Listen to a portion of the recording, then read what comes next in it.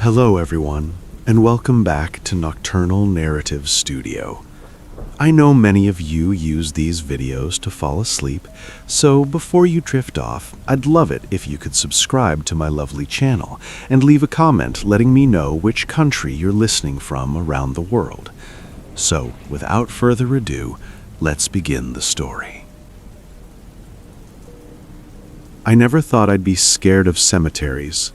Growing up, they were quiet places, boring even, somewhere adults went on Memorial Day with little flags. That changed the summer I agreed to help my cousin Ely for a few nights at the Old St. Bartholomew Cemetery on the edge of our town. He told me it was easy money, cash under the table, just keeping him company while he worked late shifts doing maintenance and digging prep. Looking back though, I realize how carefully he avoided calling himself what he really was, a gravedigger who worked nights for reasons he never fully explained. Eli and I were close growing up.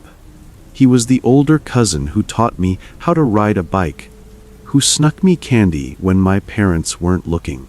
When he called me after I dropped out of community college, sounding concerned about my money problems, I trusted him without question. He said the cemetery caretaker was out sick, and the town didn't want to hire a temp. All I had to do was sit with him, hand him tools, log headstone conditions, and keep an eye out for vandals. I told myself it sounded harmless. I needed the money. The first night felt almost peaceful.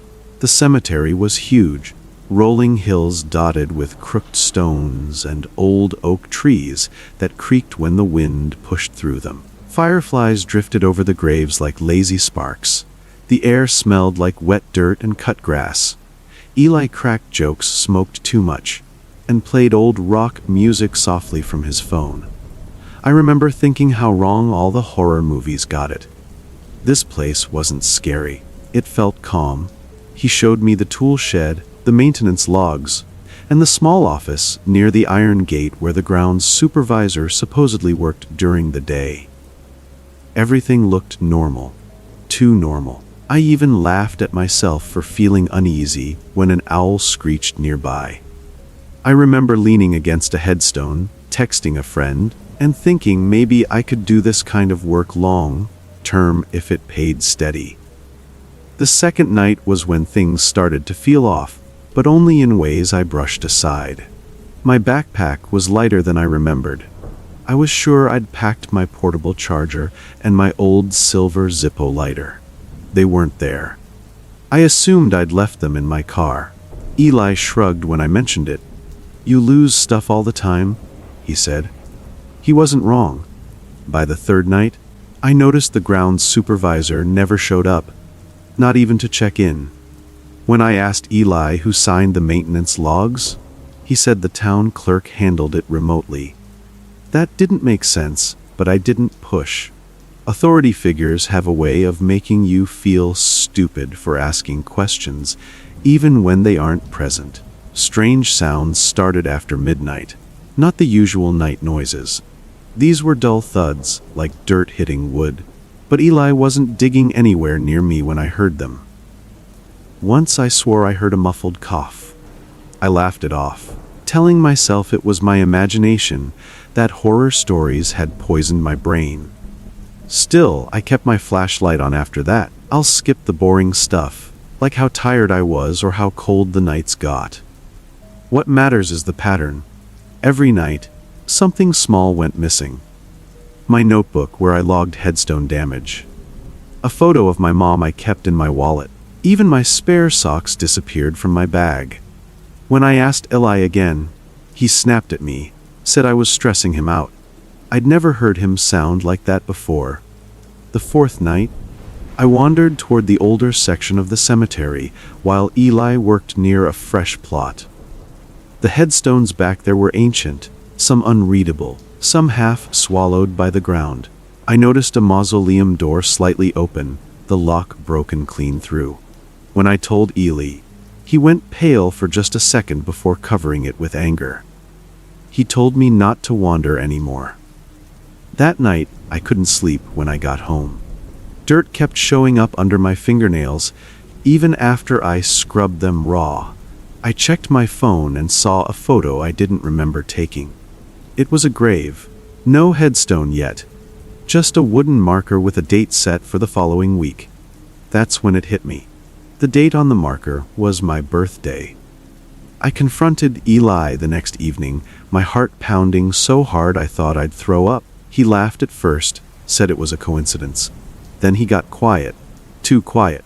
He told me I was being paranoid and reminded me how much I needed the money. That hurt more than I expected. Later that night, while Eli was busy, I went into the tool shed. I don't know what I expected to find. Maybe nothing. Instead, I found a notebook hidden behind old fertilizer bags. It wasn't mine. The pages were filled with names, dates, and notes about preparation and compliance. Some names were crossed out, others weren't. Mine was written in pencil, recently. There were photos tucked between the pages. Me sitting on a headstone. Me leaning against my car. Me sleeping in the break room chair. I don't remember any of them being taken. I should have run then, but fear makes you stupid. I confronted Eli again, holding the notebook. He didn't deny it. He told me the cemetery had rules older than the town, older than any law. He said some graves needed to be filled, and some people were easier to keep closed than others. He said he was trying to protect me by making it painless. When the town sheriff's cruiser pulled up, I thought I was saved. Eli had called him. The sheriff listened to me with that tired, dismissive look adults get when they think you're lying or unstable. He handed the notebook back to Eli and told me to go home and sleep it off. I didn't go home. I ran. I packed what I could and drove until sunrise. That was 3 months ago. Eli disappeared. The cemetery closed for renovations. I thought it was over until last night when I found my old Zippo lighter on my kitchen table. Next to it was a fresh photo of a grave marker. The date had been updated. People always think my family is strange when I explain what we do, and I've learned to get defensive about it fast. We're not a cult. We're not thrill seekers. We're not disrespectful. For generations, my family has been responsible for watching over Hollow Creek Cemetery, a massive, overgrown graveyard tucked into the Appalachian foothills. It's private land, passed down with the farmhouse next to it, and maintaining it has always been a family obligation, not a hobby. If that sounds weird to you, fine, but it's normal to us.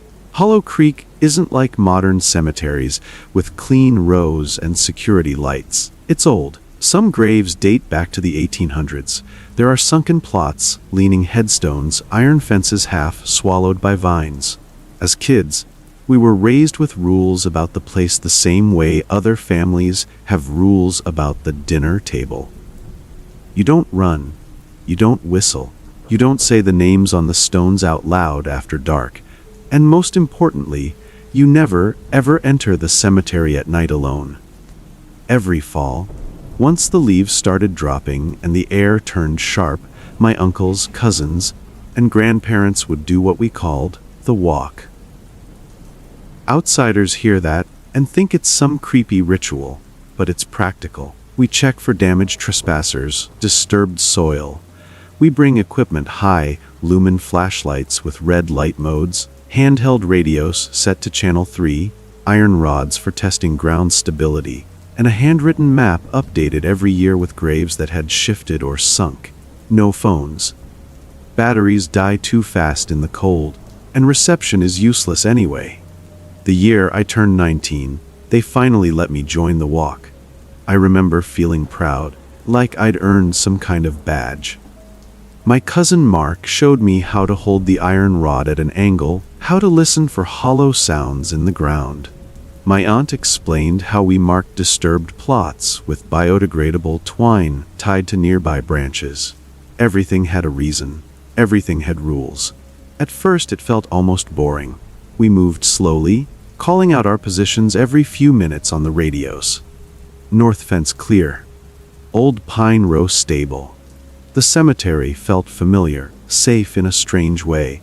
I joked with Mark, whispered dumb comments about creepy headstones.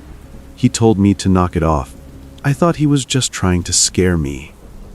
About an hour in, I noticed something small but wrong. One of the radios crackled with breathing. Not static. Actual breathing. Heavy, wet, right up against the microphone. My uncle assumed someone's radio was stuck on transmit. He called out names. No one answered. Then the breathing stopped. We continued, but the mood shifted. Flashlights stayed steadier. No more jokes. I noticed footprints in a muddy patch between graves, too fresh to belong to any of us. When I pointed them out, my grandmother told me quietly to stay close and keep my light low. She didn't sound surprised. That scared me more than anything. As we reached the oldest section, near the collapsed mausoleum, I felt like we were being watched. Not imagined. Felt. My skin prickled, and my stomach tightened. The air smelled wrong, like damp metal and rot. I heard a sound behind us, slow and uneven, like someone dragging a foot. When I turned, my flashlight caught movement between the stones, just for a second. Too tall. Too thin. Something was wrong. I assumed it was a trespasser at first. A drunk. A vandal. But then I noticed my family's behavior. They weren't looking outward. They were watching each other. Hands tightened on iron rods. Radios were checked again and again. My uncle whispered, "Count heads." And suddenly I realized I didn't know if everyone was still there. That's when one of my cousins screamed. The scream came from the far end of the path, sharp and panicked. We ran, breaking our own rules, lights bouncing wildly. I remember seeing a figure crouched over a grave, its back to us. When it stood, it moved wrong, joints bending too much, neck craning at an angle no person should manage. My cousin wasn't there. Only his flashlight lay on the ground, cracked, still glowing red. That's when it hit me that whatever was hunting us didn't come from outside the cemetery. It belonged there. And worse, it knew our rules. The radios erupted with overlapping voices, panic bleeding through disciplined words. Someone shouted to retreat to the farmhouse. Someone else said not to turn our backs. I felt a hand grab my jacket and pull me hard. We ran anyway. Behind us, I heard footsteps multiplying, surrounding us, matching our pace. I tripped near the north fence and fell hard, knocking the air from my lungs. As I scrambled up, I saw it clearly for the first time, standing inches from a headstone. Its face was wrong, stretched thin, mouth carved into something that almost looked like a grin. It wore pieces of old funeral clothes, layered, mismatched, as if taken from the dead themselves. We burst through the gate and didn't stop until we slammed the farmhouse door shut. My grandmother locked it and drew the curtains, hands shaking for the first time in my life. We counted again. One cousin was missing. No one slept that night.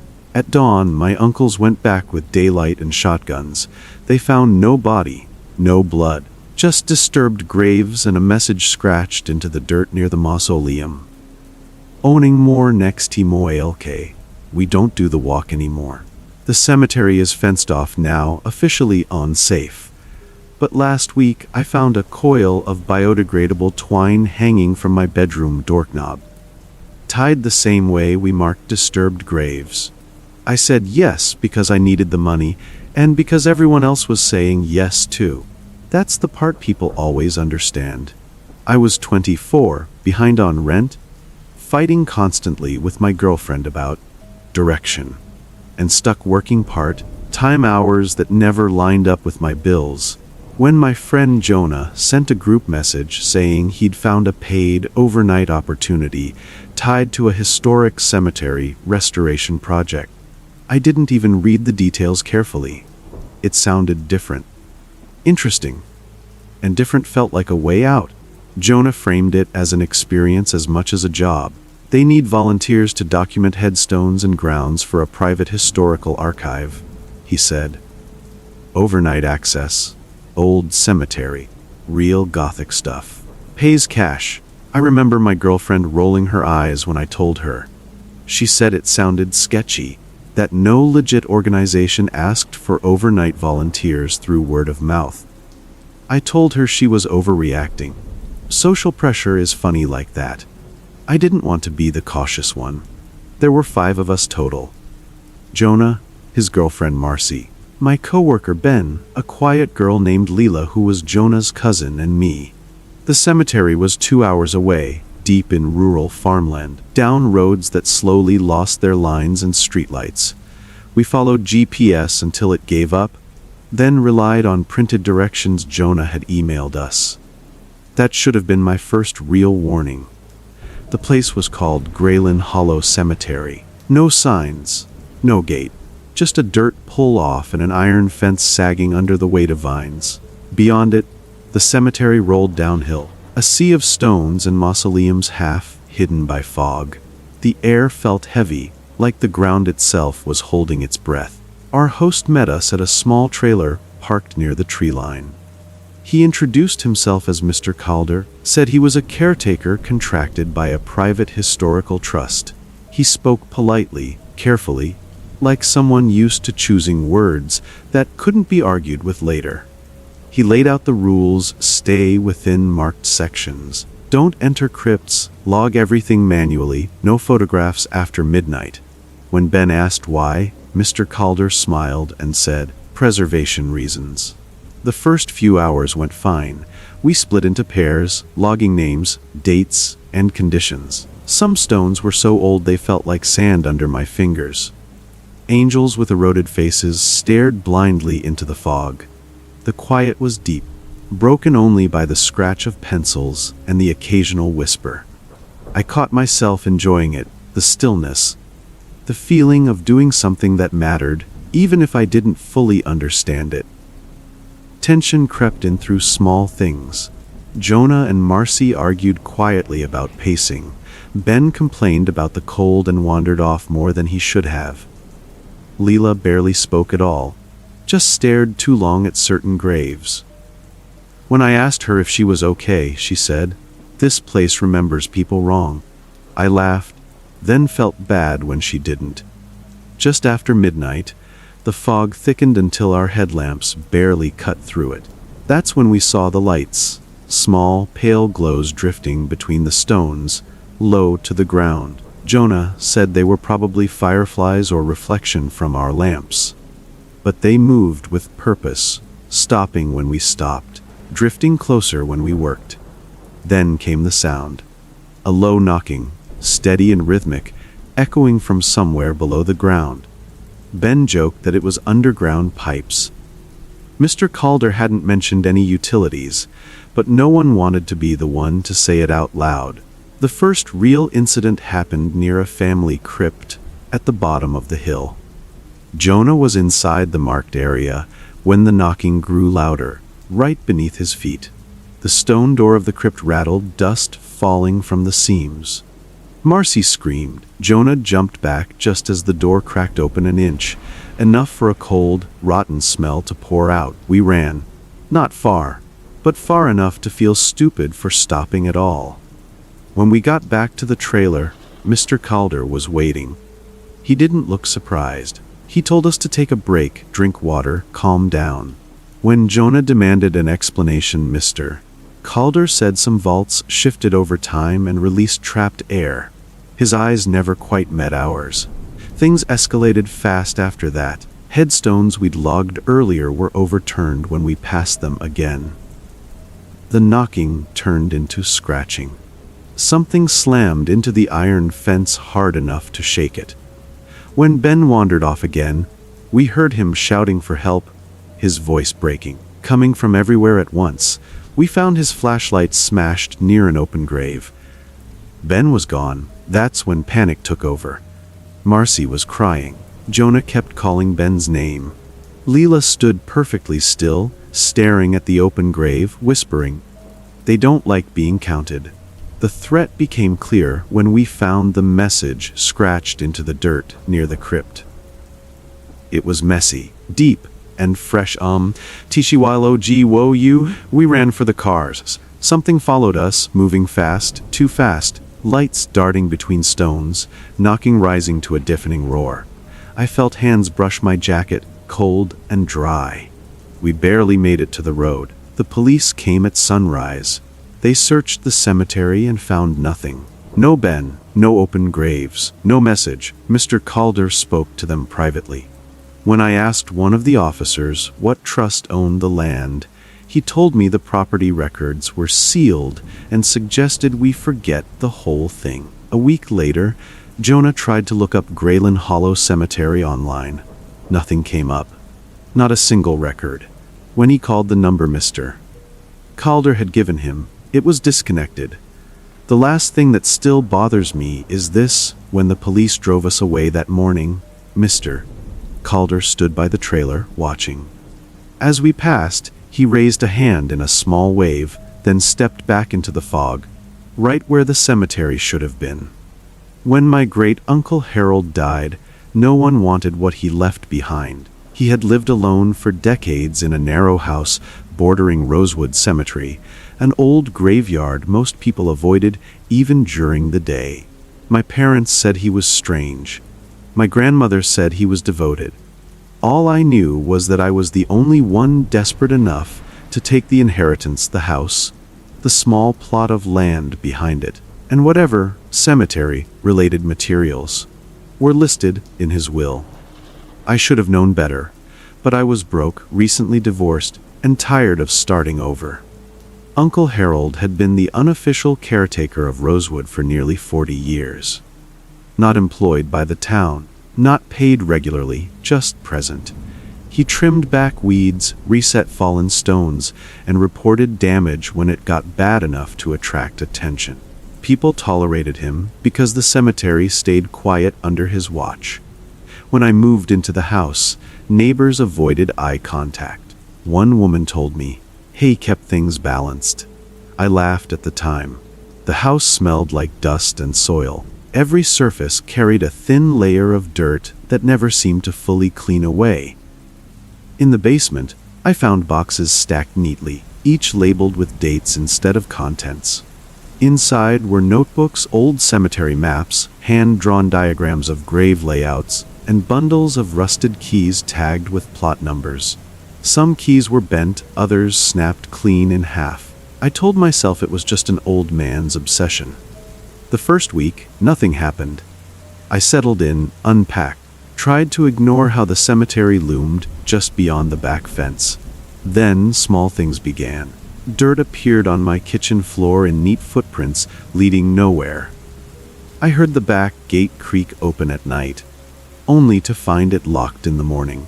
Once, I woke to the sound of slow dragging beneath my bedroom window, like something heavy being pulled across stone.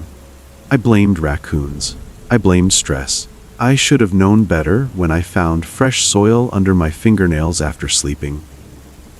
As days passed, the notebooks drew me back. I started reading them, trying to make sense of Harold's careful handwriting. They weren't journals.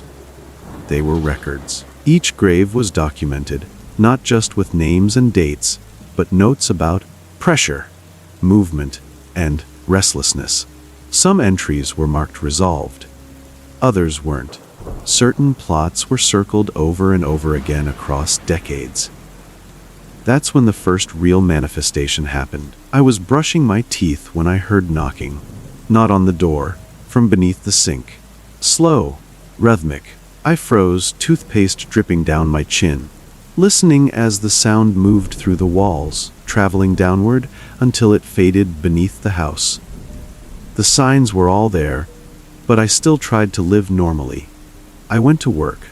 I had friends over, though none of them stayed long.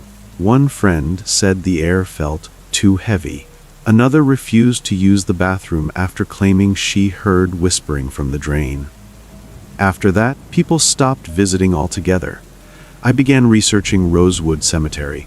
Town records were thin, full of gaps, fires, lost documents. What I did find chilled me. Rosewood had been used repeatedly during epidemics, mass burials stacked quickly to keep up with death. Some graves held more than they should have. Some were never meant to last. Harold's name appeared in meeting minutes as a volunteer consultant whenever the cemetery expanded or shifted. I should have listened to the one surviving letter I found tucked inside a family Bible. It was from my grandmother, written years ago, begging Harold to stop.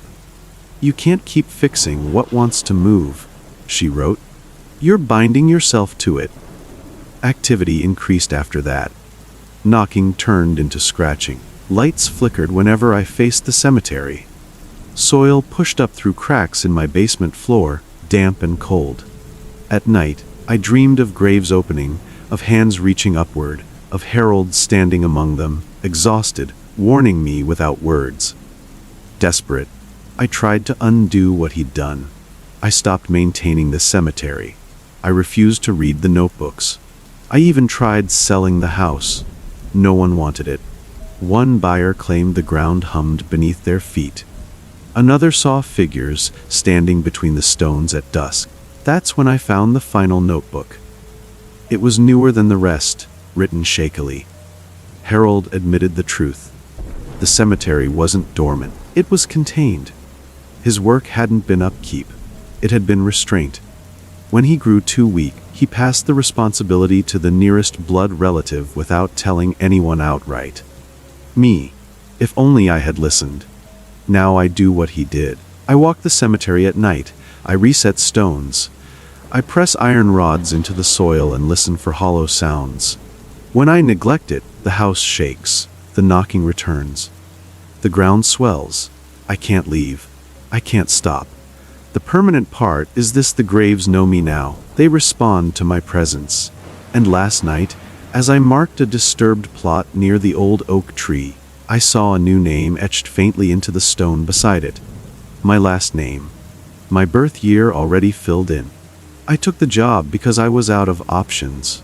Rent was due, my credit cards were maxed, and my previous employer had cut my hours until it barely counted as work. When I saw the listing for Night Grounds Operations, Historic Cemetery, I laughed at first. Then I saw the pay. Overnight shifts, cash bonuses, minimal supervision. I should have walked away, but desperation has a way of quieting common sense. The cemetery was called Blackmere Memorial, just outside city limits, tucked between a highway and a stretch of undeveloped woods. It didn't show up easily on maps, and the interview happened in a plain office building downtown, not on site. The hiring manager, a woman named Karen, spoke in HR language like any other job. She emphasized discretion, reliability, and the importance of following established procedures exactly. When I asked why the shift was overnight only, she said, "Preservation work is best done without interruption." My first night started with orientation in a small maintenance building near the cemetery gate. There were 6 of us total, all new hires. We exchanged the usual small talk, complaints about money, jokes about how creepy graveyards were at night. The supervisor on duty, a guy named Roland, handed out uniforms, radios, and laminated rule cards. He didn't smile once. Training was oddly specific. We were shown how to log grave conditions, how to check for soil movement using marked probes, and how to report disturbances without touching anything directly. We weren't allowed to bring phones past the gate. No personal items, no exceptions. When someone asked why, Roland said, "Interference causes mistakes."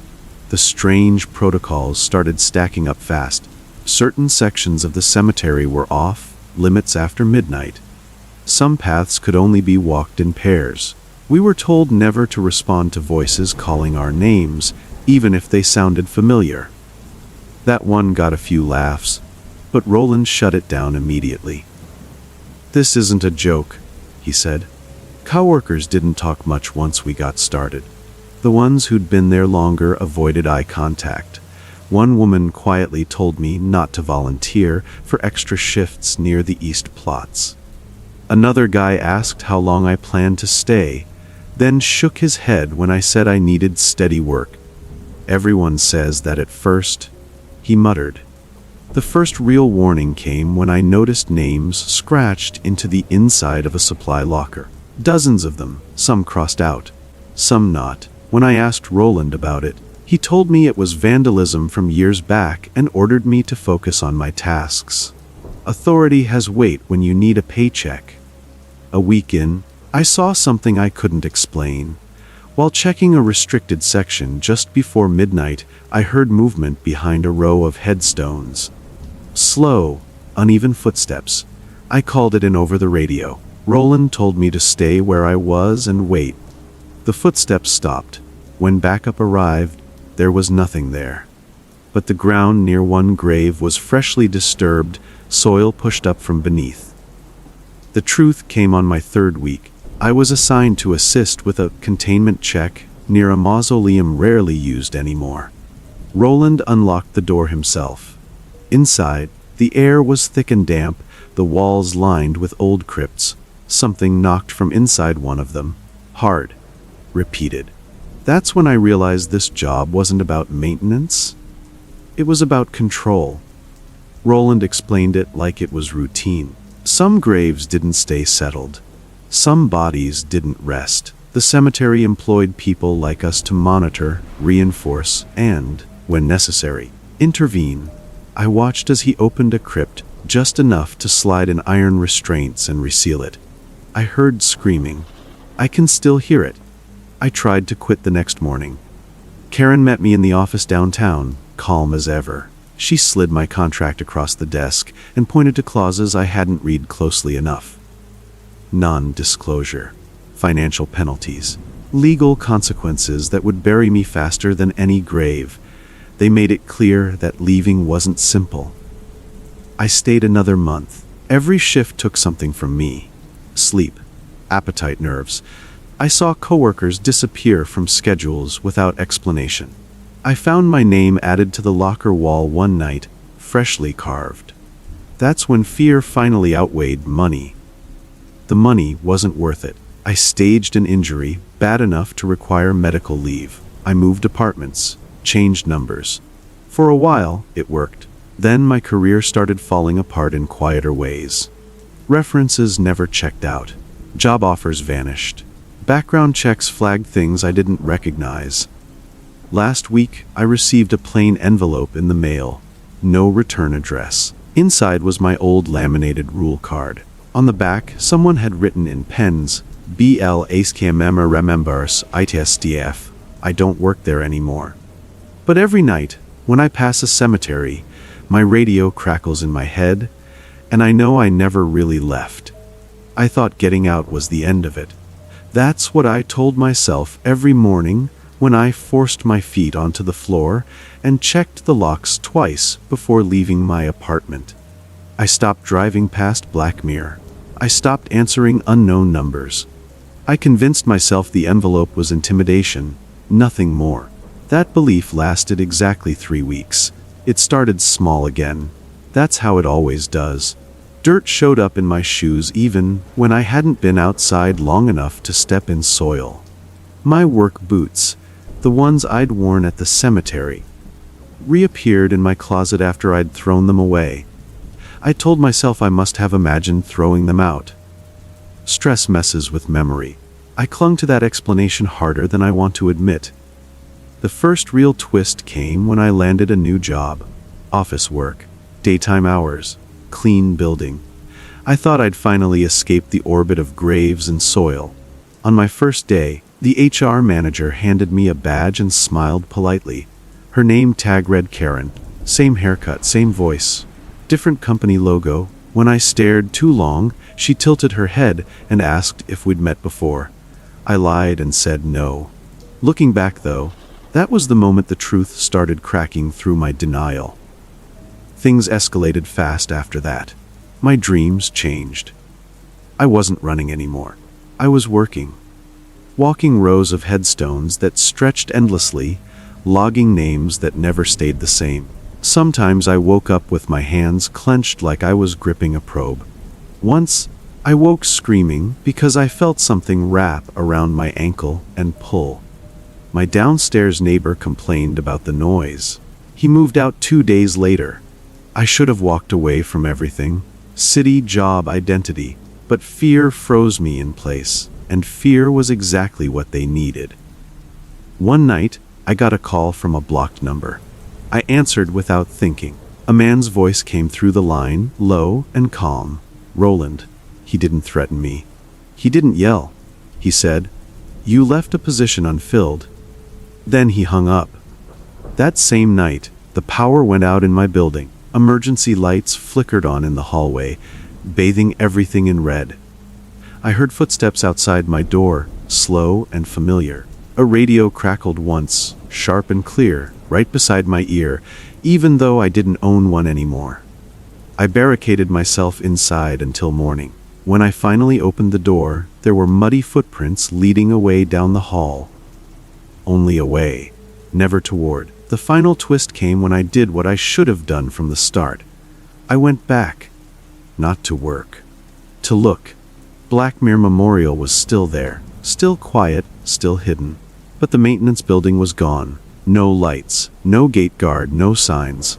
Just the cemetery, stretching farther than I remembered. I found the east plots. I found the restricted section. And I found a fresh mausoleum that hadn't existed before. Inside, lining the walls, were plaques instead of crypts. Names, dates, job titles. Night grounds operations. Containment assistant. Shift supervisor. At the far end was a plaque with my name already engraved. Beneath it, a start date. The date I'd first clocked in.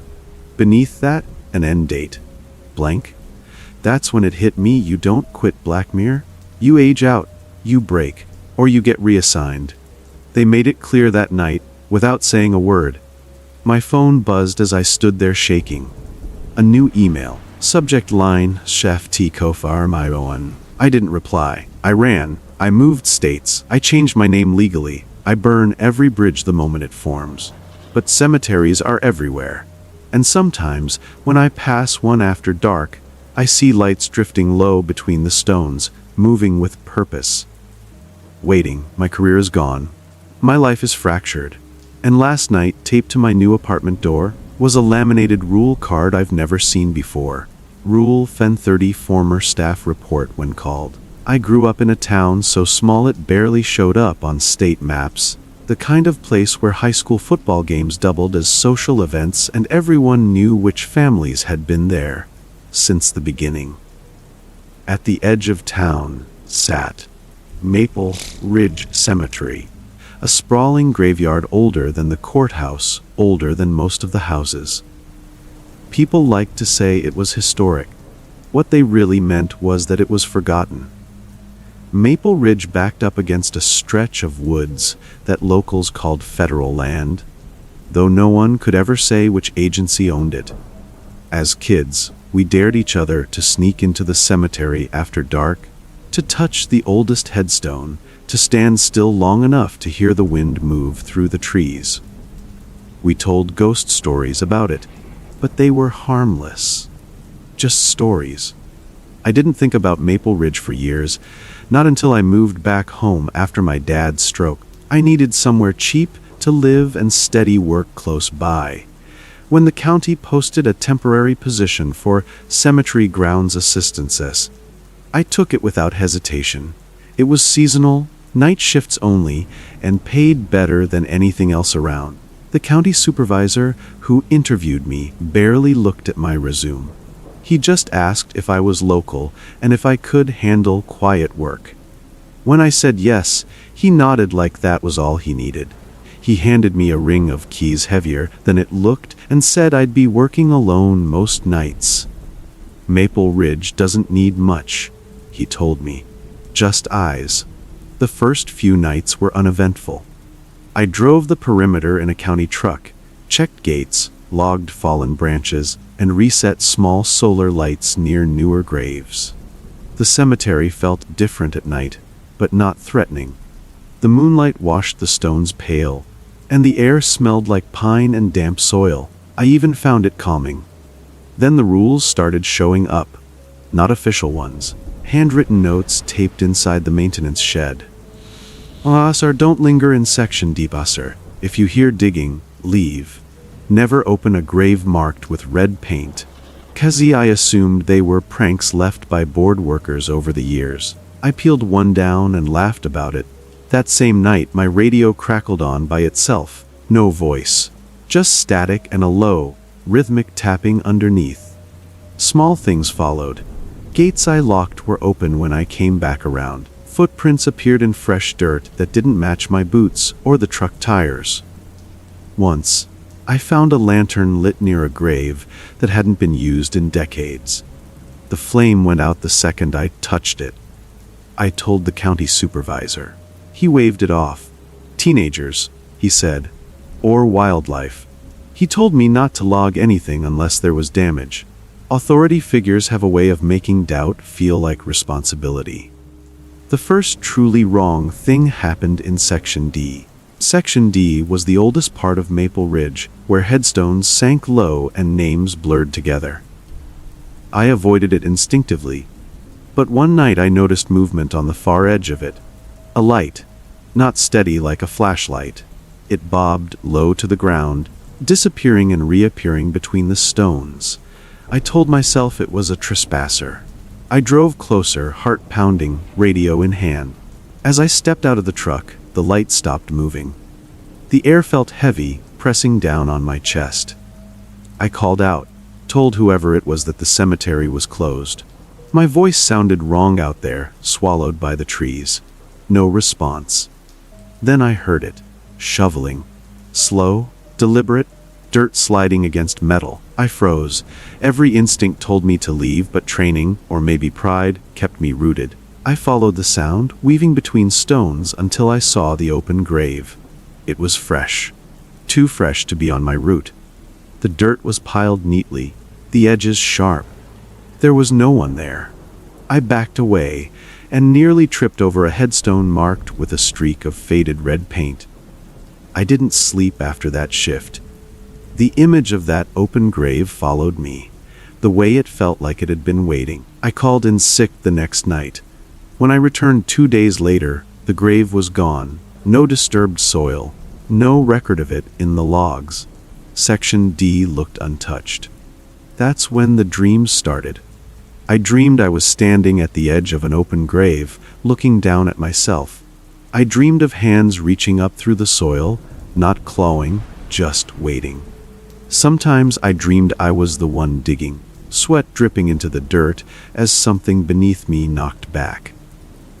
The second escalation came when a body went missing. An older man had been buried that week, a closed casket funeral with half the town in attendance. 3 days later, his family reported hearing movement near his grave at night. The county dismissed it. Grief does strange things, they said, but when I checked the plot, the ground had sunk. Not much, just enough to notice. That night the radio came alive again. This time, there was a voice. Too shallow, it whispered. I dropped the radio. When I picked it back up, it was dead. I stopped logging incidents after that. I just watched. I learned patterns. Lights drifting between stones. Graves that shifted slightly between nights. The sound of dirt moving underground, like something settling or adjusting. I found an old ledger in the maintenance shed, buried under modern paperwork. It dated back to the 1930s. The entries weren't about burials. They were about returns, names, dates. Notes like contained "ever buried, unsuccessful."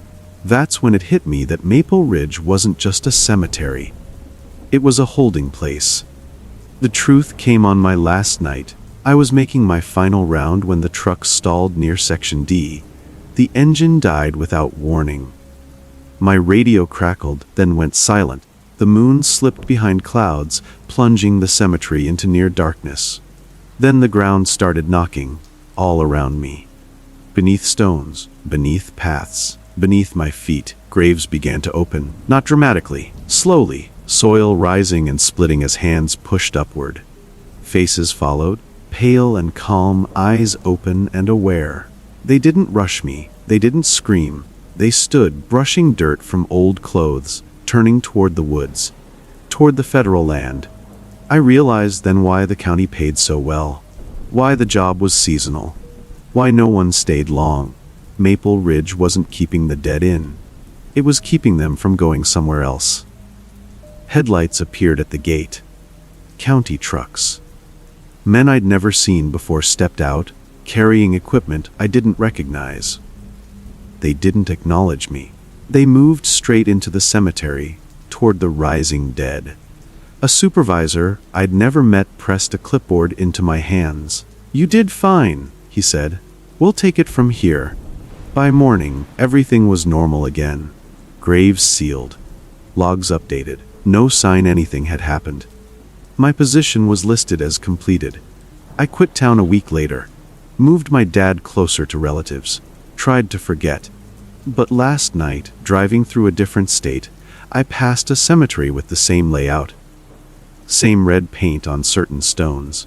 Same woods beyond the fence. And my radio, which hasn't worked in years, crackled once and whispered, "Too shallow." I never planned on staying in Briarfield. It was one of those Midwestern towns you pass on the highway without slowing down. All grain silos, faded billboards, and a single blinking traffic light. I only stopped because my car overheated 30 miles out, and the tow truck driver told me repairs would take at least 2 days. With no money for a hotel, I took the cheapest room I could find above a bar on Main Street and told myself it was temporary. That was my first mistake. Across the street from the bar sat Evergreen Rest Cemetery, separated from the road by a rusted iron fence that sagged inward like it was tired of standing. The graves stretched farther back than they should have, disappearing into a stand of old trees that didn't match the surrounding farmland. Even in daylight, the place felt wrong. The air above it shimmered slightly, like heat over asphalt, and sound seemed to die as soon as it crossed the fence. The bartender warned me not to stare at it too long. He said Evergreen Rest had a way of noticing when people paid attention. I laughed it off. That night, lying in the narrow bed above the bar, I heard movement outside my window. Not footsteps on the sidewalk, those were normal, but the scrape of metal against stone, followed by a low thump, slow and steady. I convinced myself it was maintenance, maybe a groundskeeper working late. At around 2 a.m., the sound stopped all at once, leaving a silence so deep it rang in my ears. The next morning, I asked around about the cemetery. People answered politely but vaguely. "It's old," they said. "Historic. Full." When I asked what they meant by full, the conversations ended. One woman crossed herself before walking away. Another told me the town stopped burying people there years ago, even though new headstones still appeared from time to time. I spent the day killing time, waiting on the mechanic. By evening, curiosity got the better of me. I walked toward Evergreen Rest just before sunset, telling myself I only wanted a closer look. The gate stood open, though I was sure it had been chained shut earlier. Inside, the temperature dropped noticeably. The stones were packed tight, many overlapping, names carved on top of names, as if space had run out long ago. Some graves were marked with dates centuries apart on the same stone. As I wandered deeper, I noticed something unsettling. Footprints in the dirt between graves, all heading inward, none leading back out. They varied in size, shape, and age. Some looked fresh. Some looked impossibly old. All of them pointed toward the trees at the far end of the cemetery. I turned around when I heard breathing behind me. It wasn't loud. It wasn't threatening. It was patient. When I spun around, there was no one there, just a nearby grave that hadn't been there before. I know that sounds impossible, but I swear it wasn't there when I walked past minutes earlier. The dirt around it was loose, darker than the rest, and the headstone was blank. I left immediately. That night, the sounds returned, metal scraping, dirt shifting, something heavy being dragged across stone. This time, I heard voices too. Not words exactly, more like attempts at words, throats working against earth and rot. At some point, my window fogged over from the outside, even though it was cold. A handprint pressed slowly into the glass, fingers too long, nails packed with soil. I didn't sleep. The mechanic called the next morning to say my car wouldn't be ready for another day. I packed my bag anyway and planned to walk out of town if I had to. When I stepped onto the street, I saw the cemetery gate standing wide open again. Fresh dirt spilled onto the sidewalk like something had crawled out and paused there. Pinned to the fence was a notice, yellowed and handwritten temporar stiscar subuil beac suomemedidi. I don't remember deciding to go back inside, but I did. The cemetery felt different in daylight, but not safer. The trees at the back loomed closer than before, their branches tangled together like fingers. Beneath them were rows of shallow depressions, as if the ground had been pressed down repeatedly. I found records nailed to an old shed near the tree line. Ledgers listing names, dates of arrival, and a final column labeled placement. Many entries were marked in progress. Some names were scratched out violently. A few had notes beside them resisted, ran unsuitable. My name was there. As soon as I saw it, the ground beneath me shuddered, the trees creaked. Dirt shifted all around as graves began to open, slowly, carefully, like doors being unlatched. Figures pulled themselves free. Not rotting corpses, but preserved dry, their faces calm and expectant. They turned toward me in unison. That's when I understood. Evergreen Rest wasn't where people were buried. It was where people were kept when the town ran out of room elsewhere. I ran. I don't know how I made it out. I remember tripping over roots, hands grabbing at my ankles, fingers brushing my jacket. I remember bursting onto the road and collapsing as headlights bore down on me. When I woke up, I was miles away in a hospital. The police told me I'd been found wandering the highway at dawn, delirious. My car had been fixed overnight, keys left at the front desk. The bar was closed when they went to check. The building was boarded up. According to county records, Evergreen Rest Cemetery had been sealed off and relocated decades ago. There was nothing across the street. I left Briarfield that same day. But sometimes, when I pass through unfamiliar towns, I see cemeteries that don't appear on maps. Their gates are open.